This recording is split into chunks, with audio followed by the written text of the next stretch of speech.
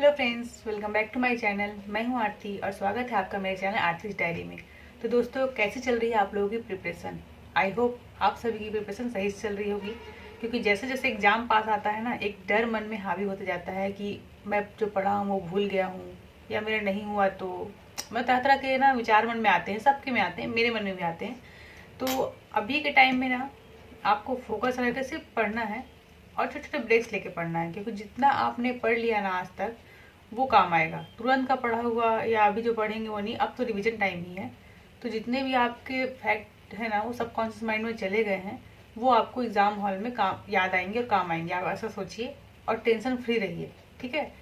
तो आज की इस वीडियो में मैं कोई स्टडी ब्लॉग लेके नहीं आई हूँ। मैं आज ना आप लोग के क्वेश्चंस के आंसर करूँगी। बहुत सारे कमेंट होते हैं, बहुत सारे ऐसे क्वेश्चंस होते हैं जो मैं उनको रिप्लाई नहीं कर पाती हूँ। तो आप लोगों को लगता होगा कि इग्नोर हो गया या कुछ भी, तो उनके रिप्लाई ना मैं अभी करूँगी, ठीक है। क्योंकि इतना सारा टाइप करना और इतना सबको अटेंशन दे पाना पॉसिबल नहीं हो पाता है। तो मैंने सोचा एक वीडियो ही बना देती हूँ उसके ऊपर, और आप बाकी लोग की भी हेल्प हो जाएगी इससे, ठीक है। तो नीचे से चलते हैं, ठीक है। मैं स्क्रॉल कर लेती हूँ क्वेश्चंस। मैम, सिलेबस तो कंप्लीट हुआ है पर भूला भूला लगता है सब कुछ, और ऐसा जैसे जैसे टाइम नज़दीक आ रहा है लग रहा है कि गिव अप कर दूं क्या। ऐसे में खुद को कैसे संभालें? तो अगर यूपीएससी होता, ठीक है, जिसमें कि कुछ कुछ ही अटेम्प्ट हमारे पास होते हैं, तो आप ये लाइन बोलती गिव अप कर दूं चलता। लेकिन जैसे कि सीजीपीएससी में आपके पास एज लिमिट सिर्फ है, आप कितने भी अटेम्प्ट दे सकते हैं, तो गिव अप करने का सवाल ही नहीं होता। दूसरा, जैसा आपको लग रहा है ना, वैसे 99% लोगों को लगता है कि सब भूला भूला है, कुछ याद नहीं है। और जो 1% बच गए हैं ना, जिनको कुछ भूला हुआ नहीं लगता, उनको कुछ भी याद नहीं होता, इसलिए कुछ भूलने का सवाल ही नहीं होता, ठीक है। क्योंकि जो पढ़ रहा है ना उसको भूला भूला लगेगा ही। तो निश्चिंत रहिए और पढ़ते रहिए। और हाँ, एक दिन का ब्रेक ले लीजिए, 1-2 दिन का, ताकि आप रिफ्रेश होकर दोबारा अच्छे से पढ़ सकें, ठीक है। नेक्स्ट देखते हैं। मैम, एचआर पब्लिकेशन की सीजीजीएस ऑब्जेक्टिव बुक से क्वेश्चन रिपीट होते हैं क्या? मैं इस क्वेश्चन को समझ नहीं पाई। क्वेश्चन रिपीट होते हैं क्या, एग्जाम में रिपीट होते हैं या फिर बुक में ही रिपीट है, नहीं समझ पाई।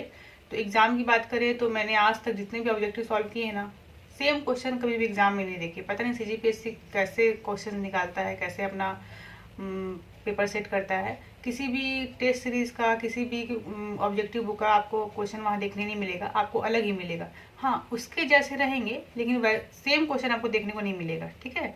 और क्वेश्चंस अगर एग्जाम्स में रिपीट हुए होंगे ना, तो अनसॉल्व जो होते हैं सॉल्व पेपर, हमारे एग्जाम के पेपर ही होते हैं, तो उसमें भी रिपीट हो गए होंगे, ठीक है।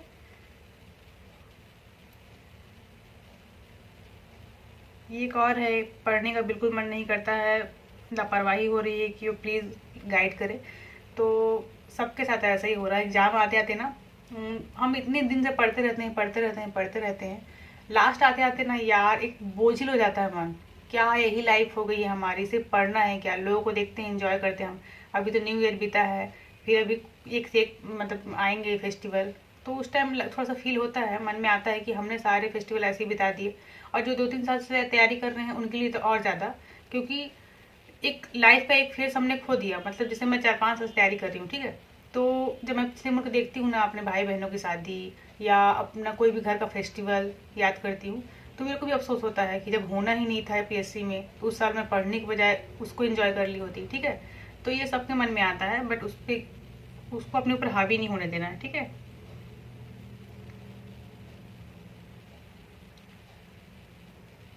बाकी और हाँ, जो एक नेगेटिव कमेंट के लिए मैंने बताया था ना, नेगेटिव कमेंट आया है, उसको लेकर आप लोगों ने बहुत सपोर्ट किया, उसके लिए थैंक यू। आइंदा कोई भी नेगेटिव कमेंट करेगा ना, तो मैं ज़्यादा ही पैनिक नहीं करूँगी। और दूसरी चीज़, मैं उस कमेंट को डिलीट भी नहीं करूँगी। मैं चाहूँगी कि आप लोग उसका जवाब दें, ठीक है। मैं इस बार तो कमेंट डिलीट कर दी, पर अगली बार मैं कमेंट डिलीट नहीं करूँगी। उसके आगे, लैंग्वेज के लिए बुक बताएं। तो लैंग्वेज के लिए विनय कुमार पाठक बहुत अच्छी है, बट अभी इतना डीप में क्वेश्चन पूछ रहा है ना, तो थोड़ा बहुत यूट्यूब पे सर्च कर ले। और अभी तो यहाँ है नहीं। टूटीजा की छोटी वाली हैंडी बुक जो आती थी ना, मेरी बुक लिस्ट वाली वीडियो है, उसमें दिया हुआ है, आप उसमें देखिएगा। हिंदी और छत्तीसगढ़िया दोनों के लिए, इंग्लिश के लिए भी है टूटीजा की छोटी वाली बुक्स। उसमें बहुत सारे ऑब्जेक्टिव, बहुत सारे वन लाइनर हैं, उसको पढ़िएगा, ठीक है।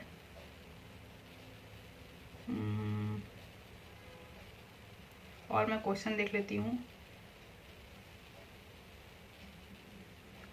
मैम, हरिराम पटेल की 2 बुक सीरीज जीएस प्री के लिए काफ़ी है क्या, और पंचायती टॉपिक इसी में है या अलग से करना है?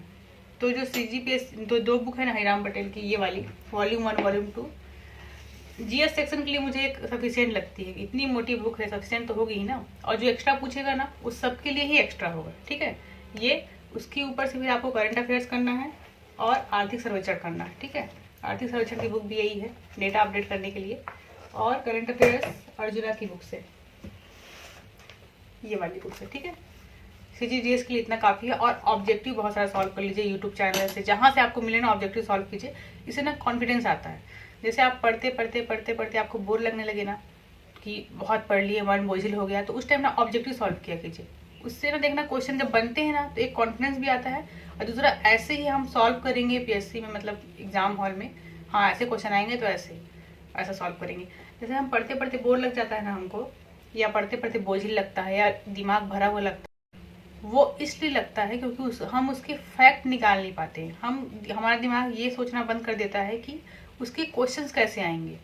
अगर आपके दिमाग में ये चलता रहेगा ना कि क्वेश्चंस कैसे आएंगे, तो आपको पढ़ने का और मन करेगा। जैसे मान लो मैं कोई पढ़ रही हूँ, ठीक है, मान लो मैं आदिवासी नृत्य महोत्सव के बारे में पढ़ रही हूँ, ठीक। अब मैं पढ़ते जा रही हूँ, सबके नाम याद कर रही हूँ, सबका कौन सा डांस है ये याद कर रही हूँ, कौन से राज्य का कौन सा डांस है, ठीक। लेकिन मेरे दिमाग एकदम हेक्टिक हो गया। लेकिन अगर मैं ये सोचूं कि उड़ीसा के कौन से नृत्य को ये पारंपरिक पर्व अनुष्ठान में मिला है पुरस्कार, तो आपको तुरंत याद होगा वो। मतलब आपको ना अपने से क्वेश्चन बना बना के पढ़ना है, उससे ना हेक्टिक नहीं होता है, पहला चीज़ तो। दूसरा चीज़ ना, चीज़ें याद होती हैं और बोझ नहीं लगेगा, ठीक। मैम, नेगेटिव मार्किंग से कैसे बचें और एग्जाम हॉल में क्वेश्चन कैसे सॉल्व करें, बताइए। नेगेटिव मार्किंग से कैसे बचें और एग्जाम हॉल में कैसे क्वेश्चन सॉल्व करें, इसके लिए मैं एक अलग से वीडियो लाऊंगी पूरा पेपर में समझा के, ठीक है, कैसे सॉल्व करना है, मैं मतलब कैसे मैं सॉल्व करती हूँ, बाकी आप लोग देखिएगा, ठीक। मैम, आप करंटली कौन से जॉब में? मैं अभी असिस्टेंट टीचर हूँ, पर मणिनगर चिरमिरी भरतपुर जिले में। जिला देखो चेंज कर दी हूँ अभी, मैं कोरिया बोलती थी ना, अब मणिनगर चिरमिरी भरतपुर बोल रही हूँ। आप लोग भी ऐसा ध्यान रखिएगा कि जिला को आपको चेंज करना है। जांजगीर चांपा में क्या है, शक्ति में क्या है, सारंगल बिलाईगढ़ में क्या है, बलरामपुर में क्या है, क्या रायगढ़ में है, ठीक है। इंडियन जीएस करंट अफेयर्स की कौन सी बुक से पढ़े, तो मैं करंट अफेयर्स की सिर्फ अर्जुना फॉलो करती हूँ। इससे पहले मैं यूट्यूब से ना देख के नोट्स बनाती थी, बट मुझे लगता है कि उतना एफर्ट करने का अब जरूरत नहीं है, इसमें सफिशियंट है एक ये और एक पुरानी वाली है। जब मैं दोनों को पढ़ी ना, दोनों का डेटा सेम ही है, कुछ कुछ ही एक्स्ट्रा ऐड हुआ है 2-3 महीने का, क्योंकि ये अगस्त में ही आई थी, ठीक है। और अगस्त के बाद अभी जनवरी में 6 महीने में थोड़ा बहुत ही ऐड हुआ है। बाकी ये दोनों बुक से ही मैंने सीजी का करंट अफेयर्स किया, ठीक है। इंडिया के लिए मैं नई वाली ही बस ली हूँ। आप मैरिड हैं, ससुराल में रहती हैं, टाइम कैसे मैनेज करते हो पढ़ने एंड घर के काम, सोने उठने का सबका? मैं मैरिड हूँ, ससुराल में रहती हूँ, फिर भी मुझे यहाँ ना लगता नहीं मैं ससुराल जैसे हूँ, क्योंकि यहाँ पढ़ाई को ना बहुत महत्व देते हैं, और मैं अपनी पढ़ाई, मेरी पढ़ाई के लिए सब कुछ जायज़ है। मतलब मैं 10-11 बजे उठूँ ना, चलता है, ऐसा है यहाँ। बस पढ़ाई होनी चाहिए, मतलब मेरे इन लॉज को वजह से पढ़ो अच्छे से, जॉब लगाओ, अपने लाइफ में कुछ करो, ये चाहिए। इंडियन जीएस के लिए कोई बुक सजेस्ट कर दो ना प्लीज़। इंडियन जीएस के लिए मैं अभी क्या पढ़ रही थी, हाँ, जो नए लोग हैं ना, ये देखिए, ये वाली बुक मैं निकाल के ले आई हूँ, A4 साइज की बुक, ठीक है। ये लूसेंट है। पहले आप लोग अगर बिगनर हैं, तैयारी कर रहे हैं किसी भी कंपटीशन एग्जाम की, सबसे पहले आपको यही बुक पढ़नी चाहिए बार बार, व्यापम के लिए भी, सीजी के लिए भी। तो इससे जब आपका कॉन्सेप्ट बिल्ड हो जाए ना, तब आपको दूसरी बुक अलग अलग सब्जेक्ट के लिए अलग अलग बुक लेनी चाहिए, ठीक है। और इंडियन जीएस के लिए ए भी अच्छी है, और लूसेंट की जो मोटी वाली बुक आती है ना, वो भी अच्छी है, ठीक।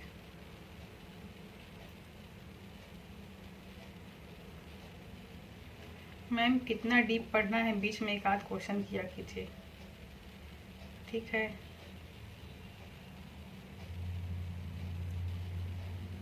और क्या है, और मैं देख लेती हूँ, बहुत नीचे से लगा है ना, मैं स्क्रॉल करना पड़ रहा है, ठीक है।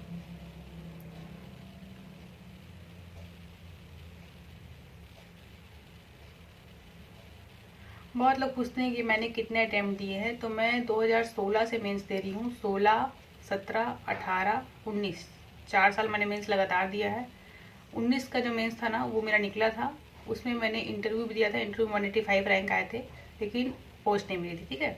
उसके बाद फिर मैंने अभी इस साल का मेंस दिया हुआ है।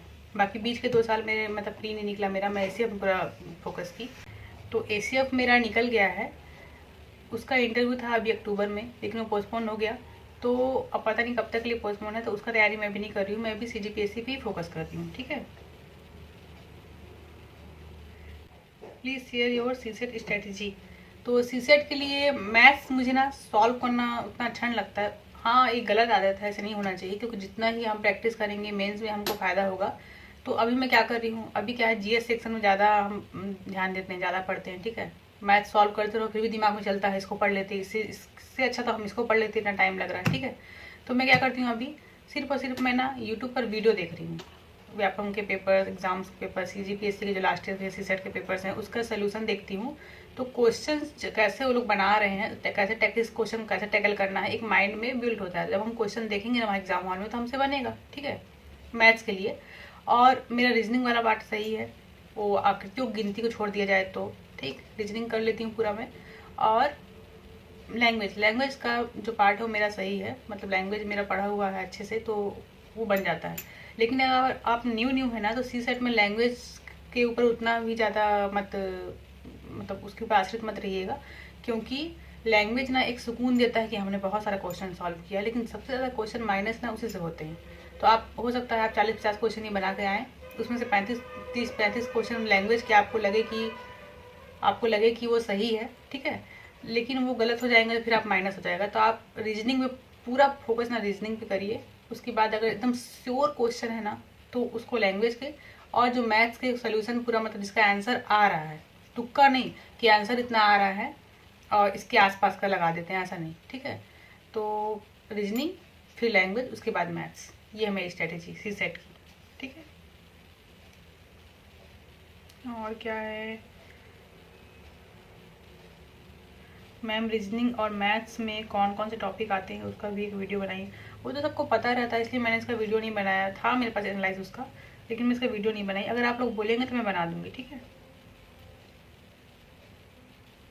Ma'am, subject wise book suggest कीजिए, लिस्ट बताइए, बिगनर के लिए कहाँ से पढ़ना है, रहेगा ऑब्जेक्टिव कहाँ से सॉल्व करना है। तो ये लिस्ट तो मैं अपने चैनल पर शेयर कर चुकी हूँ। प्रीलिम्स के लिए, मेंस के लिए ना प्री के बाद मेंस का बुक लिस्ट मेरा आएगा, और मेंस का ज़्यादातर ना मेरा नोट्स बना हुआ है, मैं उससे पढ़ती हूँ। और क्या है, प्री में कितना अटेम्प्ट करें कि सेफ जोन में रहें, वो पेपर का पैटर्न देखिए पता चलता है। जैसे कि टफ है पेपर ना, बहुत सारे क्वेश्चन लगातार नहीं बन रहे हैं, तो आप समझ जाइए कि सबसे नहीं बन रहे होंगे, ठीक है। तो कम ही अटेम्प्ट करिए, 60, 65, 70 ऐसे। लेकिन अगर एकदम इजी हर पेज पलट रहा, पूरा बन रहा है, टार्ट बना रहे हो, तो समझ लो पेपर बहुत ईजी है। तो इसको थोड़ा सा हाई लेके चलो, 80, 85, 90 ऐसे, ठीक है। जो फर्स्ट बार 2018 में PSC हुआ था ना, वो इस लेवल से डायरेक्ट इस लेवल पे ले आया था, ठीक है। तो उस साल ना बहुत लोग ऐसे थे जो बहुत ब्रिलियंट थे, बहुत पढ़ने में तेज हैं, लेकिन उनका नहीं हुआ। क्यों? क्योंकि कट ऑफ वो लोग डिसाइड करके जाते थे कि हाँ इतना ही सॉल्व करना, इतने में तो निकल जाता है हर साल। लेकिन उस साल पेपर इतना ईजी था ना कि उसका कट ऑफ ही 128, 130, 142 ऐसे गया था। तो पेपर देख के ही डिसाइड होता है कैसा है पेपर, ठीक है। और तो मुझे कुछ क्वेश्चन नहीं दिख रहा है, अब कुछ रहेगा तो मैं आगे बताऊंगी, ठीक। तो अगर मैं किसी का मैसेज का रिप्लाई नहीं कर पा रही हूँ, अगर मैं किसी के मैसेज को देख भी नहीं पा रही हूँ, तो प्लीज़, मेरा भी एग्जाम है, आप लोग बुरा मत मानिएगा, ठीक है। जितना हो सके मैं आप लोगों की मदद करूँगी, और आप लोगों की मदद करके एक तरीके से मैं अपनी ही मदद कर रही हूँ, क्योंकि इससे मैं पढ़ाई को ऑन ट्रैक रख रही हूँ, पढ़ रही हूँ। क्योंकि मुझे आप लोग को बताना है तो मुझे खुद तो पढ़ना पड़ेगा, वरना मन में गिल्ट आएगा ना कि मैं खुद नहीं पढ़ रही हूँ और आप लोग को बता रही हूँ, ठीक है। तो हम दोनों की मतलब दोनों साइड्स का ही चल रहा है हेल्प करने का, मेरी खुद की भी हेल्प हो रही है, आप लोग की भी हो रही है। तो बताइएगा फिर कैसा अगला वीडियो किस टॉपिक पे लाऊं। और हाँ, आज फ्राइडे है, तो आज शाम को 7 बजे हम लोग लाइव मिलेंगे, लाइव बात करेंगे। तो जो भी मतलब डाउट्स हो, मेरे मन में भी जो कुछ हो मैं रखूँगी, आप लोग के मन में जो रहे वो रखेंगे, ठीक है।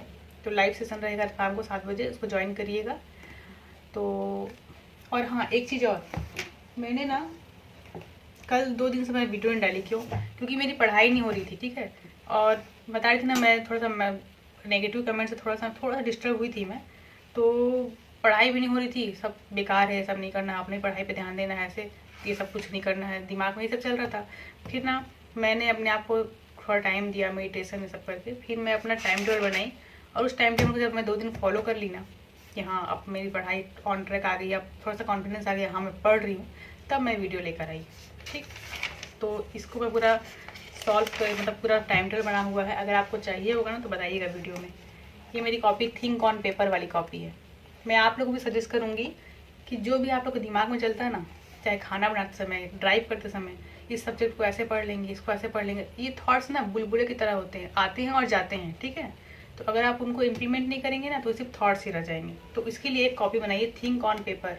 मेरे दिमाग में जब भी कुछ भी प्लानिंग चलता है ना, किसी भी मैटर में, सिर्फ पढ़ाई नहीं, किसी भी मैटर में, ये तो पढ़ाई वाली ही है, तो मैं उसको लिखती हूँ हमेशा, लिख लिख के ही, हाँ ये थॉट्स मेरे दिमाग में आ रहे हैं, इसको ऐसे इम्प्लीमेंट करना है, ठीक है। तब जाके ना कुछ एक अच्छा चीज़ निकल के सामने आता है, मतलब सोल्यूशन निकल के सामने आता है, ठीक। तो इसमें मैंने पूरा अपना, ये मेरी थिंक ऑन पेपर वाली कॉपी है, क्या पढ़ना है, कैसे पढ़ना है, कितना दिन हो गया, क्या हो गया, तो मैंने पूरा इसमें टाइम टेबल बनाया, कौन सब्जेक्ट को कितना दिन देना है, पूरा ऐसे पूरा टाइम टेबल पूरा ऐसे बनाया। उसके बाद मैं पढ़ने बैठी, तब मुझे लगा कि हाँ मेरी पढ़ाई ऑन ट्रैक जा रही है, ठीक है। तो आप लोग भी ऐसे कर सकते हैं, एक कॉपी बना लीजिए सिर्फ गोदने के लिए, जिससे हम लोग स्कूल टाइम में करते थे ना, कॉपी के पीछे समझ लीजिए वही कॉपी है, ठीक है। ताकि मेरे दिमाग में ना जितने भी विचार हैं वो कचरा ना हो जाए। अगर कुछ प्रोडक्टिव है तो वो मुझे मेरे सामने रहे कि हाँ मेरे दिमाग में कोई प्रोडक्टिव विचार आया था और उसको मैंने इम्प्लीमेंट किया, ठीक है। तो आप लोग भी इसको आजमा के देखिएगा।